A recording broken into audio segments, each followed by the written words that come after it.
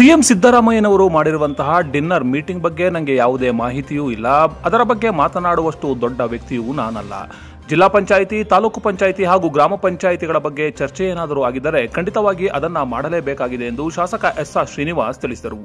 ಗುಬ್ಬಿ ತಾಲೂಕಿನ ಕೊಂಡ್ಲಿ ಕ್ರಾಸ್ನಲ್ಲಿ ಸುಮಾರು 15 ಕೋಟಿ ವೆಚ್ಚದ ರಸ್ತೆ ಕಾಮಗಾರಿಯನ್ನ ಉದ್ಘಾಟಿಸಿ ಅವರು ಮಾತನಾಡಿದರು. ಇದೇ ಸಂದರ್ಭದಲ್ಲಿ ಮಾಜಿ ಜಿಲ್ಲಾ ಪಂಚಾಯಿತಿ ಸದಸ್ಯ ಜಗನ್ನಾಥ್, ಮಾವಿನಹಳ್ಳಿ ಕರಿಯಪ್ಪ, ಜಿಎನ್ ಬೆಟ್ಟಸ್ವಾಮಿ, ಮುಖಂಡರಾದ ನರಸಿಂಹಮೂರ್ತಿ, ಗ್ರಾಮ ಪಂಚಾಯಿತಿಯ ಅಧ್ಯಕ್ಷರು, ಉಪಾಧ್ಯಕ್ಷರು, ಸದಸ್ಯರು, ಹಲವು ಮುಖಂಡರು, ಕಾರ್ಯಕರ್ತರು ಈ ಒಂದು ಕಾರ್ಯಕ್ರಮದಲ್ಲಿ ಭಾಗಿಯಾಗಿದ್ದರು.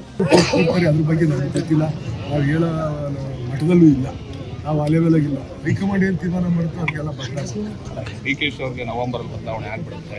ಯಾರು ಹೇಳಿದ್ರು? ಜನ ಮಾತಾಡಿದ್ರೆ ಅವರೇ ಹೇಳ್ಕೊಬೇಕಷ್ಟೇ.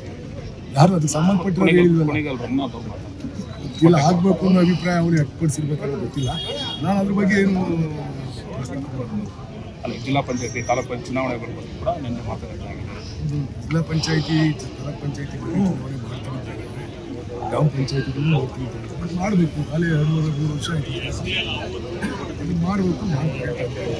ಎತ್ತಿನೊಳಗೆ ಬರ್ತಾಯ್ತು, ಲಿಫ್ಟ್ ಇರಿಗೇಷನ್ ಬರ್ತಾಯ್ತು, ಅದು ಸ್ವಲ್ಪ ಎತ್ತಿನೊಳಗೆ ಆಗ್ತಾ ಇದೆ.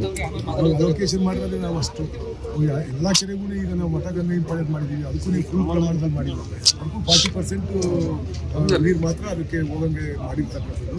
ಈಗ ದೊಡ್ಡಗುಣಿ ಕೆರೆ ಮಾಡಿದಾಗ ದೊಡ್ಡಗುಣಿ ಕೆರೆ ತುಂಬಲೇ ಇಲ್ಲ. ಈಗ ಕ್ಲೀನಾಗೆ ಅಂಡರ್ ವಾಟರ್ ಚಾರ್ಜ್ ಆಗುತ್ತೆ. 6 ತಿಂಗಳು ಒಂದೇ ಸಮ ನೀರು ಹೊಡೆದಾಗ ಆಟೋಮೆಟಿಕಲಿ ಅಂಡರ್ ವಾಟರ್ ಚಾರ್ಜ್ ಆಗುತ್ತೆ. ಅದರಿಂದ ಅಲ್ಲಿರ್ತಕ್ಕಂಥ ನೀರಿನ ಸಮಸ್ಯೆ ಬಗೆಹರಿಯುತ್ತೆ. ಅದು ನಾವು ಕುಡಿಯೋಕ್ಕೆ ನೀರು ಕೊಡೋಕ್ಕಾಗ್ತಿಲ್ಲ. ಅಂತಂದರೆ ಈಗ ಸಬ್ಸಿಡಿಯಾಗಿ ಕುಡಿಯೋಕ್ಕೆ ನೀರು ಕೊಡ್ತೀವಿ. ರೈತರು ಚೆನ್ನಾಗಿದ್ದಾರೆ, ಒಳ್ಳೆ ಅಂತರ್ಜಲ ಇಂಪ್ರೂವ್ ಆಗಿದೆ. ಅದ್ರ ಬಗ್ಗೆ ಹೇಳೋಕ್ಕಾಗಲ್ಲ.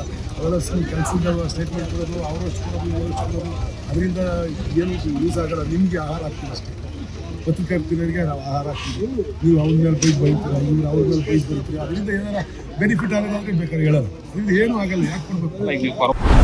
ಚಾಲುಕ್ಯ ನ್ಯೂಸ್, ಜನರಿಗೋಸ್ಕರ.